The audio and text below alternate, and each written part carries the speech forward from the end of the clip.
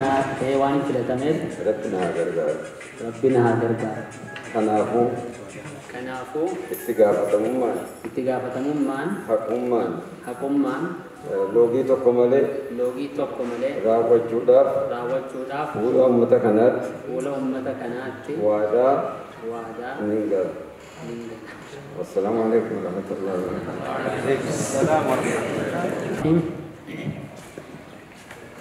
الحمد لله والصلاة والسلام على قدوتنا وأسوتنا محمد بن عبد الله وعلى آله وأصحابه ومن والاه أما بعد. وقال أديب يمني لا شيء بعد ونحن البعد ونحن الرعد ونحن الوعد. أقول لكم السلام عليكم ورحمة الله وبركاته. ያው የተሰማኝን ስሜት ትንሽ ጠቅሼ መልእክቴን እዚሁ አስተዳደሮቻችንም ህዝባችንም በተጠራው ልክ ባለበት ቦታ አጠር ያለ መልእክት አስተላልፌ ኢንሻአላህ አጠናቅቄ ለመውረድ ሞክራለሁ። ዋናው ተደጋህ ገባ ባንቲኮተክ ዱበቹዳን ኤርጋ ከዱማ በካ ኡመኒ ኬኛ ቡልቾኒ ኬኛ ከሞቱማ ጀቹዳ አከሱመስ ወሪ ዋመኒ በካ ከነጅሩ ሐለ ጅሩን ኤርጋ ቲኮ ደበርሴተን ቱሙሬ ቡኡ በርባዳ በቅድሚያ ያው መቼም ቃል መግባት ሲባል የተለመደ ሆነ ቃሉን ባንገባኛ ደስ ይለን ነበር። ሐቂቃ ነው የምላችሁ ቃል የሚገባው በአላህ ስም ነው። ቃል እየተገባ ያለው በቁርአን ስም ነው። ይሄን ነገር ተግባራዊ ካላደረግን የውመል ቂያማ አላህ ዘንድ ተጠያቂ እንደምንሆን የታወቀ ነው። ከባድ ነው ደግሞ እሱ። ለዚህ እኔ በፊትም ያው ብዙ ባያስደስተኝም በፊት መጅሊስ በነበርንበት ሰዓት ማለት ነው ባለፈውም ከምርጫ ወዲህም እንዲሁ ስናወራ የተጨናነቅን ነበር። አሁን ግን በዚህ መልኩ ቁርአን ይዛችሁ እንድመጡ ነው ያሉን። ሆነ ሽልማት ጋር ምናምን የሚሰጡ ነው የመሰለንኛ እንዴ ቁርአንን ከባንዲራ ጋር ወላሂ ነው የምላችሁ ይሰጡናል ብለን አላሰብንም። ሲሰጡን እኔ ሌላ ነገር ነው ውስጥ የተሰማ በጣም ፈርቻለሁ። አላህ እንዲያግዘን ሁላችሁም ዱዓ እንድታደርጉልን እናንተን እየጠየኩኝ አላህም እንዲረዳን በ99ና ከዛ በላይ ባሉ ስሞቹ አስአልሁ እለምነዋለሁ። ኢንሻአላህ ወናችንን በሜዳ ያስቀርብልን ብለን እናስባለን። ወሉማ ገለቲ ጥቆ ሀማ አከስ ወኒ ሼኑ ዋዳዳ ከጀለም ሼኑ ጥቆኒ ኡልፋ መቃረቢቲን ከሳው መጋ ቁርአን የሮሞ ቁርአን ከና ወጅኑ ከነን ወንቲ ነቲ ደጋህመ ጥቆ ነቲ ጀባቴ ጅራ ካረቢን ነው ሀገር ጋሩት ገባቡ መት ከዚህ በተረፈ ኢንሻአላህ ትንሽ መልእክቴን እዚህ ቦታ ላላችሁም ሁሉም አስተላልፌ እወርዳለሁ። ብስሚላህ الرحمن الرحيم ዱራ አፋን ኦሮምፋቲ ኤርጋ ደበርሴ ኢትያኑ ዳንሞ አማሪፋን ጀደተን ጡሙራይቹዳ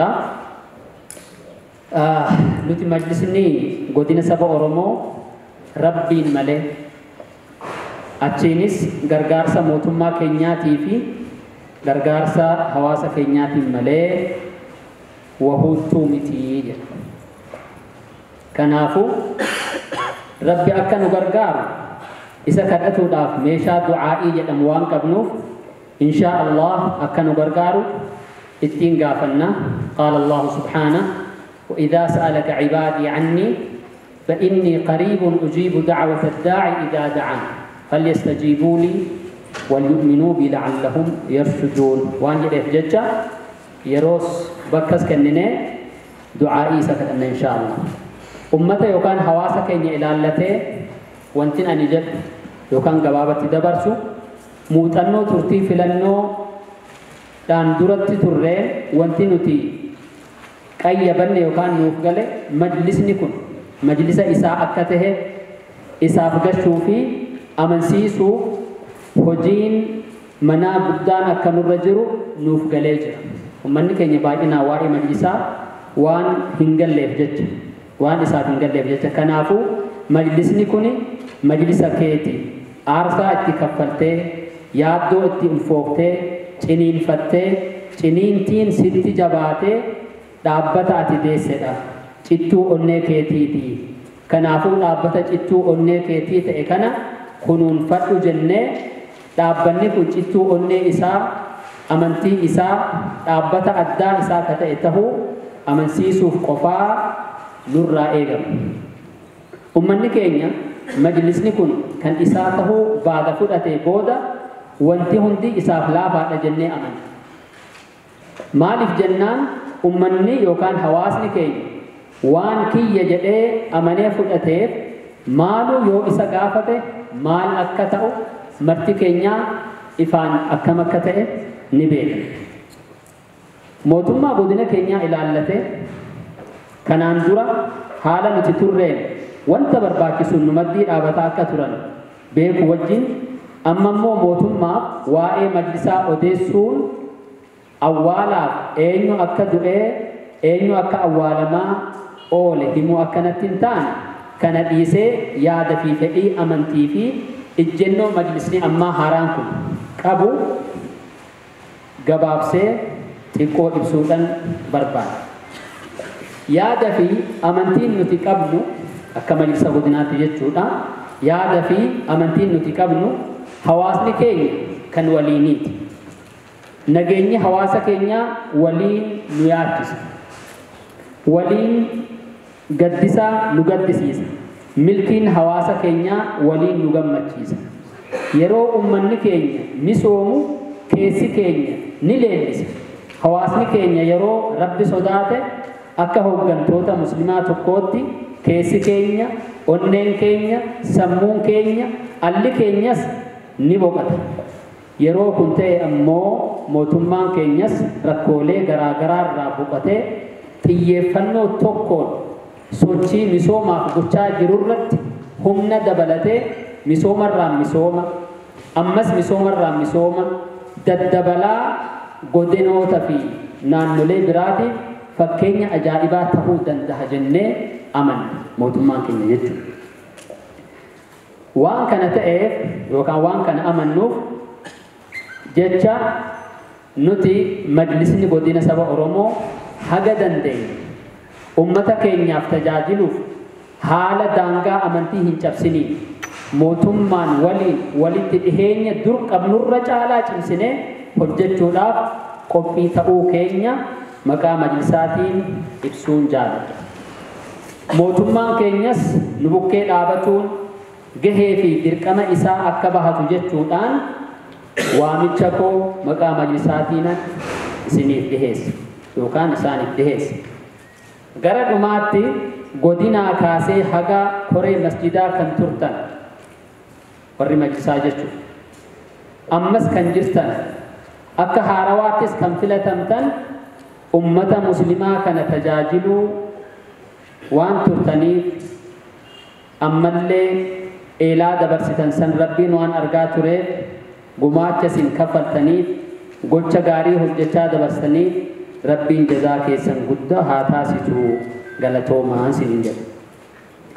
Filannoo haaraa kanaan kan hin filatamin ulamoonni, dubartoonni, akkasumas dargaggoonni, hayyoonni, ogeessonni fi kan kana fakkaatan yookaan kabiraa osoo majlisa hin tahiniin duratti diinii keessanii amantaa keessaniif hojjetaa turtan. Majlisa taataniitis akkuma wal agarre san hojjetaa turtan. Ammas majlisa keessa seenuu baattanillee kan duraa caalaa ni hojjettan ni dalagdan. Ammoo warra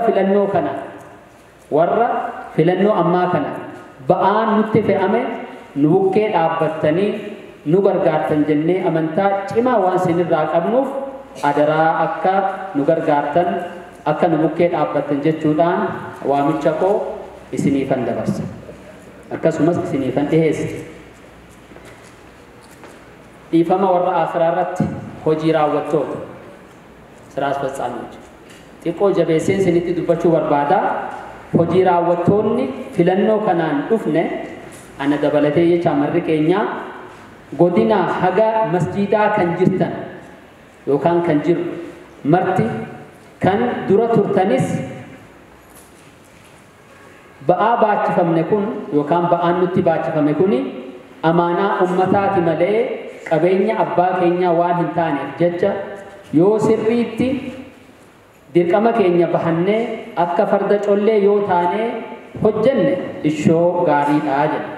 Yoo hojjetuu baanne immoo akka harreen miila cabee yoo taane gara duubaatti hafne garuu diidni amma diriirfame kun diida bara shan ittiin hokkolan osoo hin tahin diida ittiin hojjetan waan taheef jecha warra farda collee qabatee gulufuuf akkasumas akka farda collee tahee warra hojjetuuf karaa gadhiisuu fi bakka gadhiisuun jijjiiramuun akka jiru ganamaan osoo hin saafahin jabeesseetan ammarraa sin beeksisuu barbaada. Ergaan kiyyaa kadhumaa kana በአማርኛ እኛ የኦሮሞ ብሔረሰብ ዞን መጅሊስ ያለ አላህ Subhanahu Wa Ta'ala ከዚያም ያለ መንግስታችንና ህዝባችን እገዛ ምንም ስለሆነም አላህ እንዲያግዘን የምንጠብቅበት ወይም የምንጠይቅበት ዱዓ የሚባል ልዩ መገናኛ መሳሪያ ስላለን ኢንሻአላህ በሱ በመገናኘት እንዲያግዘን እንማጸነዋለን። قال الله سبحانه وتعالى وإذا سألك عبادي عني فإني قريب أجيب دعوة الداع إذا دعان فليستجيبوا لي وليؤمنوا بي لعلهم يرشدون. ሁለተኛ ህዝባችንን በተመለከተ ከምርጫው በፊት በነበረን የቆይታ ልምድ የተረዳ ነው መጅሊሱ የሱ መሆኑን የማስረዳትና የማሳመን ከባድ የቤት ስራ እንዳለብን ተረድተናል። ስለዚህ ይህ መጅሊስ መጅሊስህ ነው ዋጋ ከፍለህበት ብሶት አርግዘህበት አምጠህ ምጥህ በርትቶብህ በመከራ የወለድከው ያብራክህ ተቋም ነውና ተቋምህን ተንከባከበው ብለን ያብራኩ የሃይማኖቱ ልዩ ተቋም መሆኑን የማሳመን ከባድ የቤት ስራ መስራት ብቻ ነው የሚጠበቅብን የሚል እምነት አለ። መጅሊሱን መጅሊስ ካለ በኋላ ለዚህ ማህበረሰብ ሌላው ነገር ቀላል ነው ብለን እናምናለን። ምክንያቱም ህዝባችን የራሴ ብሎ ባመነውና